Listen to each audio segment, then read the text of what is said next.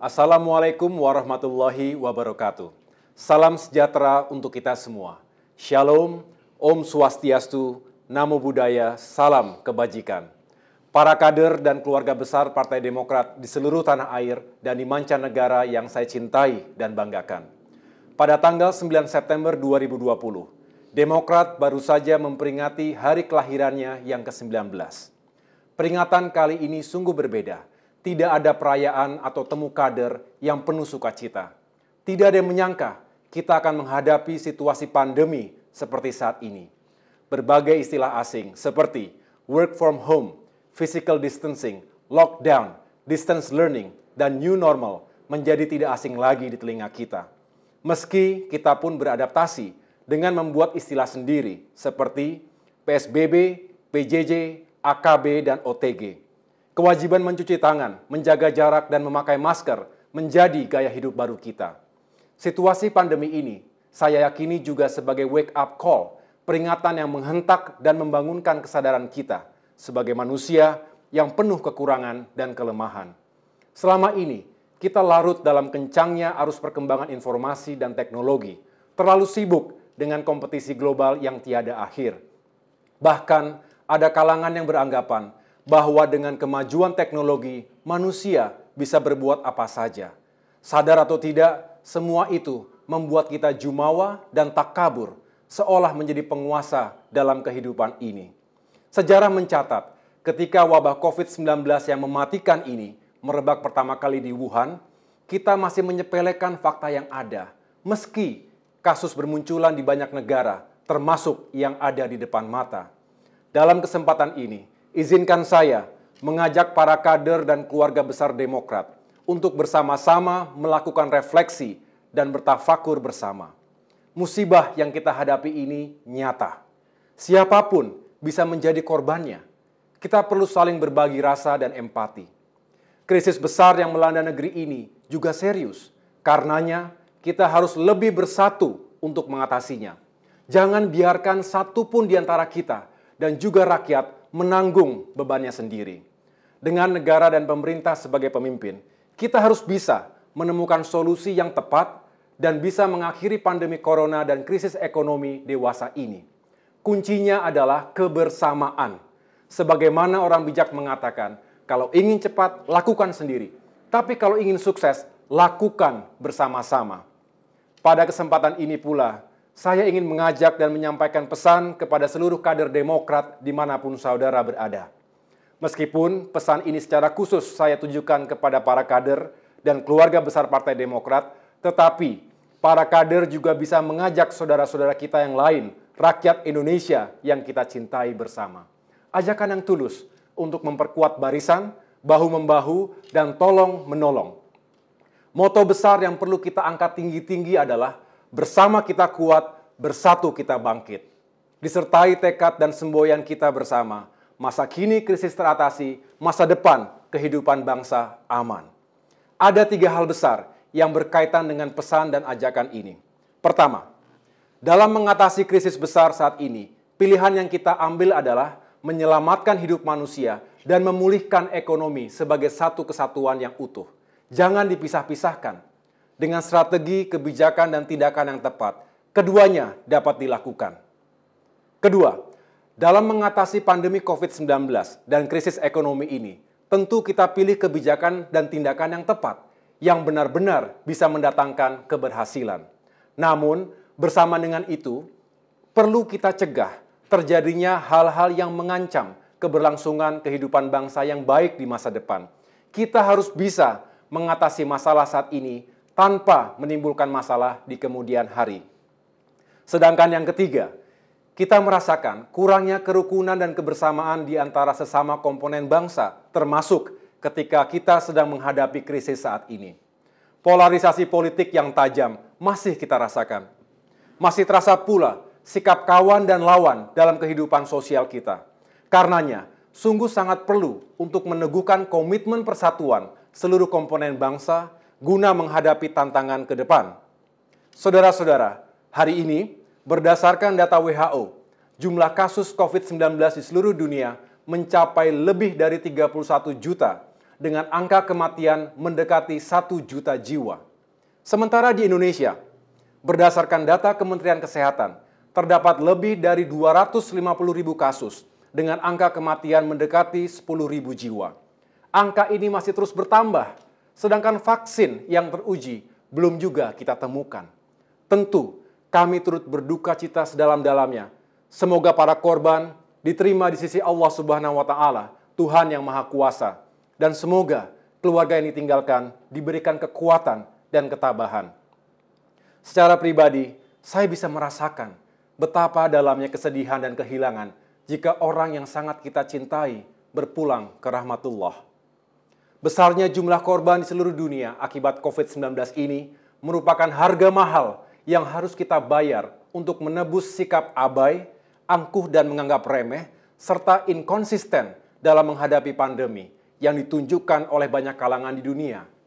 Setelah 9 bulan berlalu, kita masih terus mencari jawaban atas persoalan yang diberikan oleh Sang Maha Pencipta.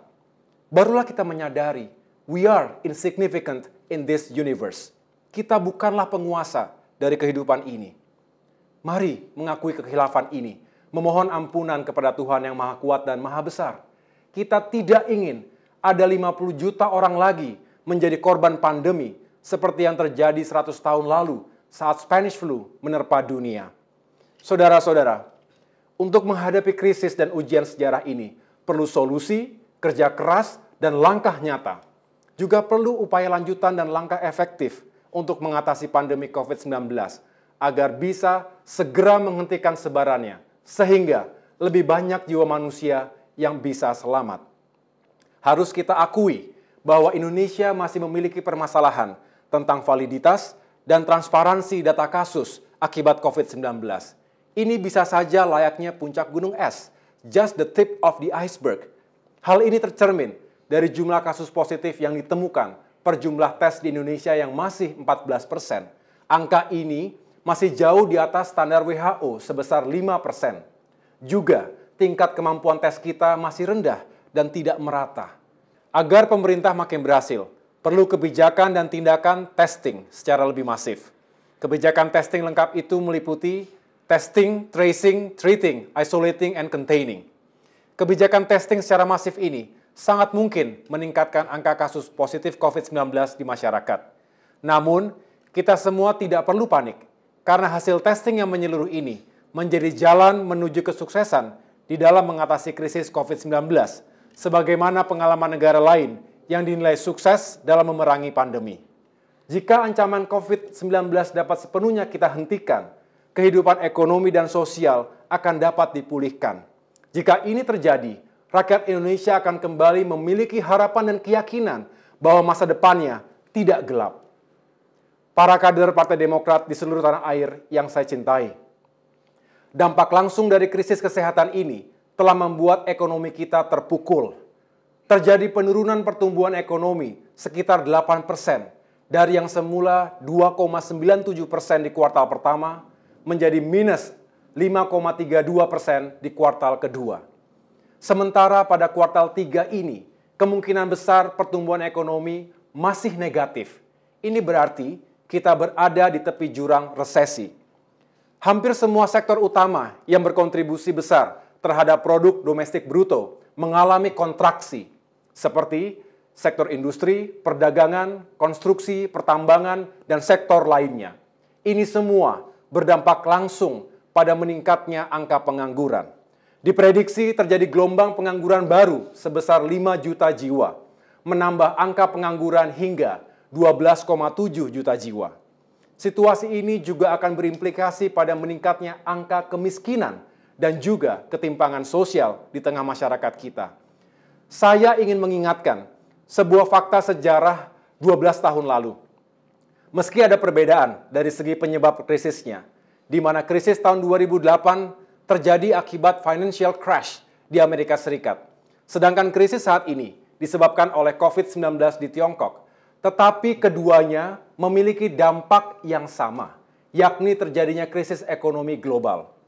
Alhamdulillah saat itu, krisis ekonomi global tersebut tidak sampai melumpuhkan ekonomi Indonesia dan menyengsarakan kehidupan rakyat kita. di bawah kepemimpinan Presiden SBY dan Partai Demokrat sebagai the ruling party, kita bersama-sama bisa keluar dari krisis itu. Saya meyakini keluarnya Indonesia dari krisis ekonomi global tahun 2008 adalah karena bersatunya kita untuk mengatasi krisis itu bersama-sama. Ada kesatuan komando dan kerjasama yang baik mulai dari pemerintah pusat, pemerintah daerah, para ekonom, para pelaku dunia usaha, baik besar maupun kalangan UMKM, serta dukungan seluruh masyarakat. Melalui keep buying strategy, kita bisa menahan jatuh bebasnya demand, sehingga bisnis tetap bisa bergerak. Golongan miskin dan kurang mampu dibantu melalui BLT, bantuan langsung tunai, sehingga masih bisa memenuhi kebutuhan sehari-harinya. Dunia usaha juga dibantu untuk mencegah gelombang PHK besar-besaran. Kebijakan stimulus fiskal juga mampu menjaga kepercayaan pasar di Indonesia. Saya yakin bahwa sekarang pun kita bisa melakukan hal yang sama. Untuk itu, guna mengatasi tekanan ekonomi akibat pandemi ini, diperlukan upaya yang konseptual, sistematis, dan nyata untuk memulihkan perekonomian kita.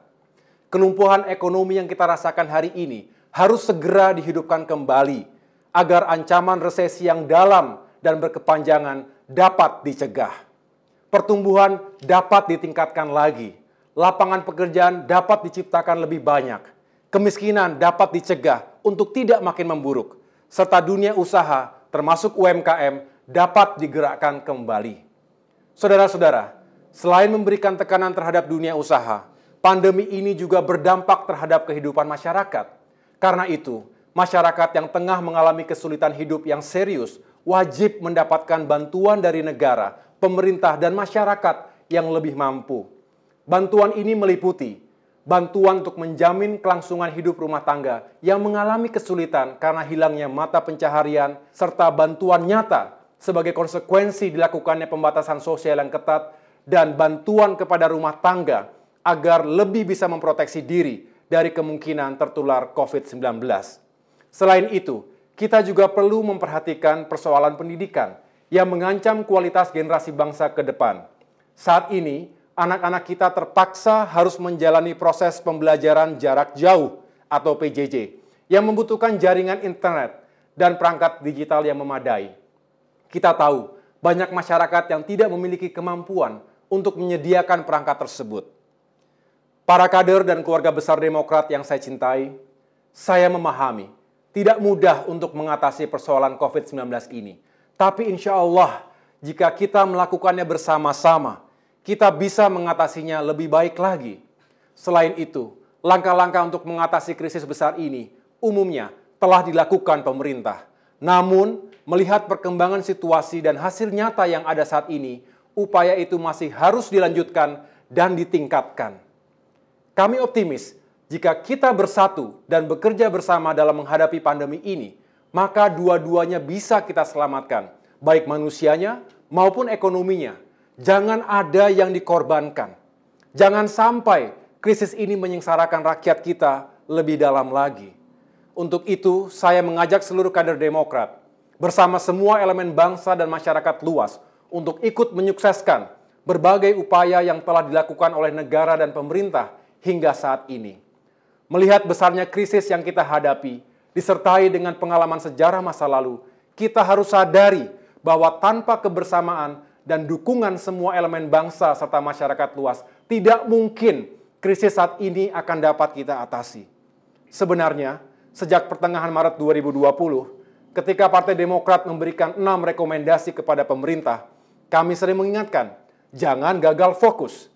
Jangan terlalu fokus pada asapnya, tetapi lupa memadamkan apinya. Yang saya maksud api adalah pandemi COVID-19, sedangkan asapnya adalah dampak ekonomi sosial yang menyertainya, termasuk pengangguran, kemiskinan, dan ketimpangan. Tetapi sekarang, setelah persoalan pandemi dan tekanan ekonomi sudah semakin kompleks, maka pilihan antara pembukaan aktivitas ekonomi dan upaya menekan penyebaran virus layaknya dua sisi mata uang. Wilayah yang termasuk zona hijau atau bebas COVID bisa dibuka aktivitas ekonominya dan kita jadikan penyangga ekonomi. Sementara wilayah yang masih termasuk zona kuning atau merah, kita harus tegakkan kedisiplinan semua pihak untuk menekan pandemi. Ekonomi dan kesehatan masyarakat kita selamatkan bersama-sama agar dampak yang ditimbulkan tidak semakin parah dan bersifat multidimensional. Sesungguhnya meski berada di luar pemerintahan nasional, Partai Demokrat memberikan dukungan penuh kepada pemerintah untuk bisa menangani pandemi COVID-19 secara cepat dan tepat. Di parlemen, fraksi Partai Demokrat mendukung dilakukannya realokasi dan refocusing anggaran negara untuk bantuan kesehatan, jaring pengaman sosial, dan pemulihan ekonomi. Sedangkan di lapangan, seluruh kader Partai Demokrat di berbagai wilayah tanah air melakukan aksi nyata untuk meringankan beban masyarakat mengatasi krisis. Misalnya, sejak Maret 2020, kami telah dan akan terus menjalankan Gerakan Nasional Partai Demokrat Lawan Corona dan juga Gerakan Nasional Partai Demokrat Peduli dan Berbagi. Kami mendistribusikan berbagai alat kesehatan kepada masyarakat, khususnya tenaga medis. Kita sepakat bahwa para dokter, perawat, dan tenaga kesehatan lainnya adalah garda terdepan dari perang semesta, total war, melawan COVID-19. Bantuan kesehatan itu antara lain alat pelindung diri, sarung tangan medis, masker N95 dan mikroventilatornya, vitamin, hand sanitizer, sabun cuci tangan, wastafel portable, serta melakukan penyemprotan disinfektan di lebih dari 85.000 titik di seluruh tanah air. Selain itu, kami juga mendistribusikan lebih dari 1 juta paket sembako serta bantuan langsung tunai. Bantuan ini terutama ditujukan kepada masyarakat yang kurang mampu dan terdampak langsung krisis ekonomi akibat kehilangan pekerjaan dan penghasilan. Alhamdulillah, kedua gerakan nasional ini berhasil menggerakkan seluruh pengurus, kader, dan simpatisan Partai Demokrat hingga mampu mengumpulkan dana swadaya dan mendistribusikan bantuan senilai lebih dari 250 miliar rupiah. Sekecil apapun dan dalam bentuk apapun, bantuan yang kita berikan sepanjang membawa manfaat bagi masyarakat berarti kita telah menjadi bagian dari solusi. Untuk itu, selaku pemimpin Partai Demokrat, saya bersyukur, berterima kasih, dan bangga terhadap para kader dan simpatisan Partai Demokrat, baik di tingkat pusat maupun daerah, yang telah mengambil bagian dan berperan secara aktif mengatasi krisis saat ini. Namun, pekerjaan belum selesai. Mari kita lanjutkan kerja nyata kita. Pertama, bantu atasi pandemi COVID-19. Bagi kader Demokrat yang menjadi kepala daerah dan legislator, kawal kebijakan, program, dan anggaran, serta pendistribusian bantuan secara cepat dan tepat sasaran. Kita harus mengejar keterlambatan, testing, tracing, treating, isolating, and containing.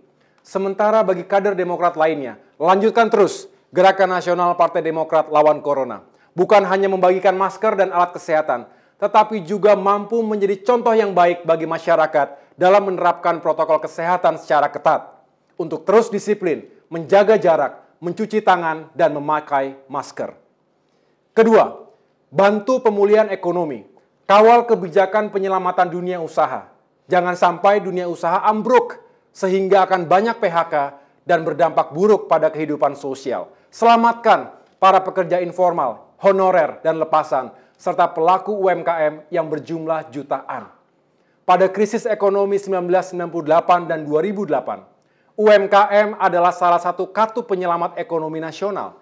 Tapi kini, UMKM yang berkontribusi 60% terhadap PDB justru yang paling terpukul.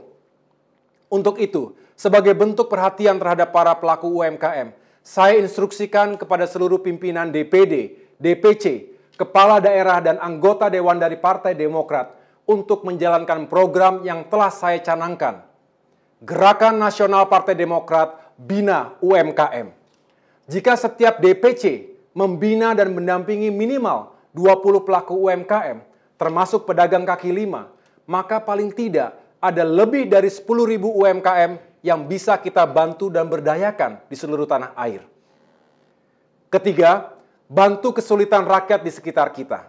Mari kita lanjutkan Gerakan Nasional Partai Demokrat Peduli dan Berbagi, sesuai dengan kapasitas dan kemampuan masing-masing. Kita juga perlu membantu pemerintah mempercepat pendistribusian dana bantuan sosial, termasuk skema bantuan langsung tunai, untuk mendongkrak daya beli masyarakat kita. Ini penting, Sebab kecepatan dan akurasi program ini akan sangat menentukan penyelamatan ekonomi negara. Sementara di sektor pendidikan, kita juga perlu membantu adik-adik pelajar yang kurang mampu dan para tenaga pengajar yang terkendala dalam proses pembelajaran jarak jauh. Saya mengapresiasi inisiatif sejumlah kader yang telah menyediakan fasilitas Wi-Fi gratis di lingkungannya. Karena itu, saya mendorong kepada para pimpinan, kader dan simpatisan Demokrat di seluruh tanah air untuk berpartisipasi aktif dalam gerakan nasional Partai Demokrat Wi-Fi gratis di daerah masing-masing. Ikhtiar ini kita lakukan untuk mencegah terjadinya educational and generational catastrophe. Mari selamatkan pendidikan anak-anak kita, generasi muda kita, karena kualitas pendidikan mereka hari ini akan menentukan nasib dan masa depan bangsa kita.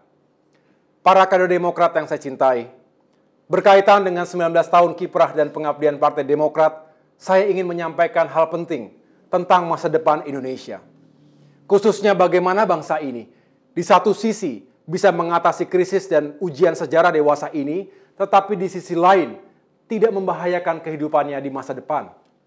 Hal-hal yang membahayakan kehidupan bangsa di masa depan bisa terjadi jika kita alpa menjaga sendi-sendi kehidupan bernegara, menjunjung tinggi tegaknya konstitusi, mengawal kehidupan demokrasi, menegakkan hukum dan keadilan, serta menjaga persatuan dan kerukunan bangsa yang penuh dengan toleransi. Karenanya, marilah kita, baik negara, pemerintah, pelaku dunia usaha, media massa, dan masyarakat, saling ingat mengingatkan dan bekerja sama. Jangan sampai situasi krisis dan darurat saat ini tanpa disadari mendorong kita melakukan hal-hal yang justru mengancam kehidupan masyarakat, berbangsa, dan bernegara yang baik. Janganlah kita mengatasi masalah dengan cara menimbulkan masalah yang lain. Sebagai contoh, di tengah-tengah upaya kita mengatasi COVID-19, Partai Demokrat tegas menolak agenda-agenda politik yang justru menimbulkan kegaduhan politik dan mengganggu upaya pemerintah yang harus fokus mengatasi pandemi COVID-19. Kami memang menolak RUU HIP karena menimbulkan kontroversi yang tinggi dan bisa memecah belah persatuan bangsa. Partai Demokrat menjunjung tinggi Pancasila sebagai dasar negara yang telah dirumuskan oleh para pendiri Republik dan dicantumkan dalam konstitusi kita. Posisi kami kokoh, berada di garis politik moderat, menolak ditarik ke ekstrim kanan atau kiri. Partai Demokrat adalah partai tengah yang berlandaskan Pancasila dengan garis ideologi nasionalis religius. Kita juga harus mencegah penyimpangan dan kemunduran kualitas demokrasi, sebagaimana yang terjadi di sejumlah negara. Kebebasan sipil semakin rapuh, eksploitasi politik identitas membuat masyarakat terbelah. Independensi dan netralitas sebagian media juga semakin dipertanyakan.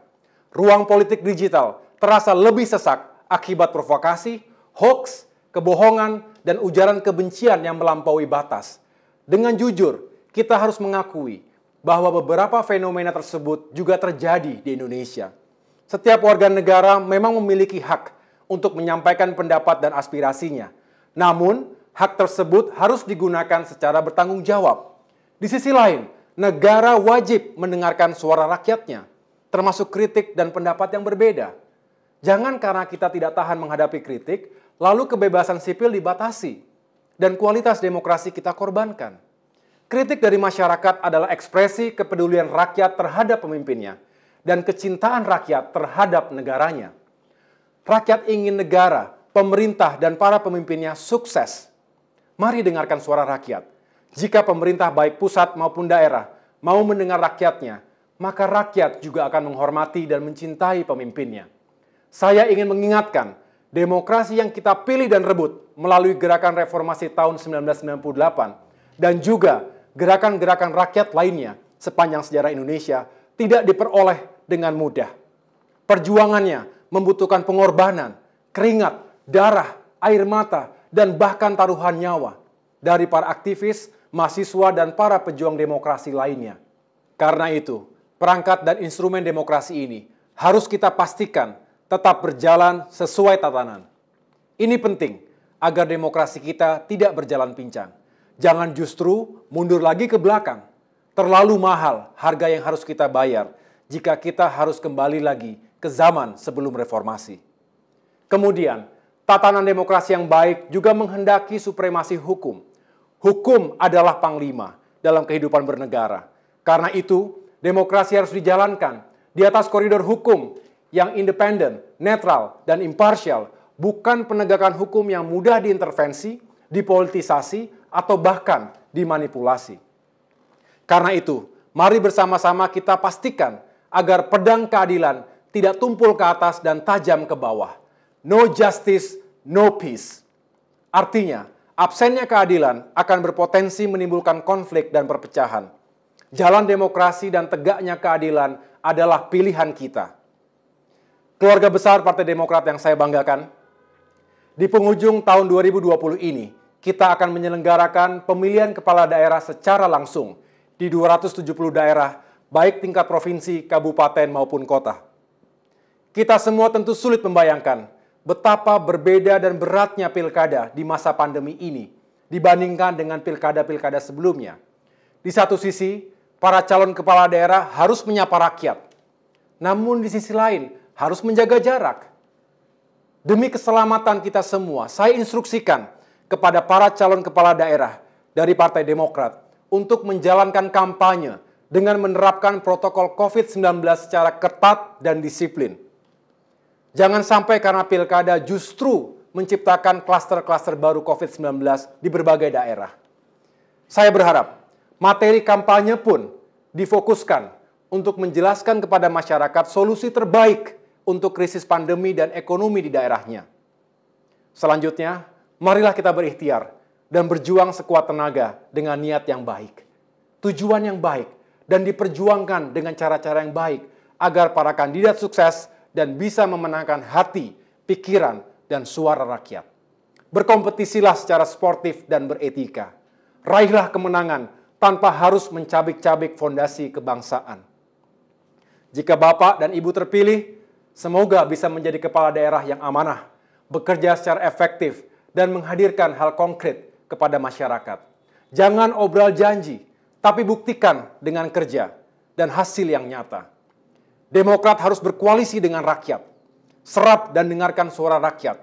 Karena harapan rakyat, perjuangan Demokrat. Saudara-saudara, sebelum mengakhiri pesan saya ini, atas nama Partai Demokrat, kami mengucapkan terima kasih dan apresiasi yang setinggi-tingginya kepada para dokter, perawat, tenaga kesehatan, TNI Polri, dan seluruh komponen bangsa lainnya atas kerja keras, pengabdian, dan pengorbanan yang telah dilakukan dalam upaya mengatasi COVID-19. Insya Allah, Tuhan yang Maha Pengasih dan Maha Penyayang meridhoi setiap kebaikan yang kita niatkan dan amalkan. Indonesia harus segera bangkit dari keterpurukan dan kembali fokus pada kerja-kerja mewujudkan mimpi besar kita, Indonesia Emas 2045, yaitu Indonesia yang semakin aman dan damai, semakin adil dan sejahtera, serta semakin maju dan mendunia di satu abad kemerdekaan bangsa. Tetap optimis, terus bekerja keras, dan pantang menyerah. Dream big, work hard, and never give up. Mari kita ubah tantangan menjadi peluang. Mari kita ubah ancaman menjadi kesempatan. Bersama kita kuat, bersatu kita bangkit. Terima kasih. Dirgahayu Partai Demokrat, Tuhan bersama kita. Wabillahi taufiq wal hidayah. Wassalamualaikum warahmatullahi wabarakatuh.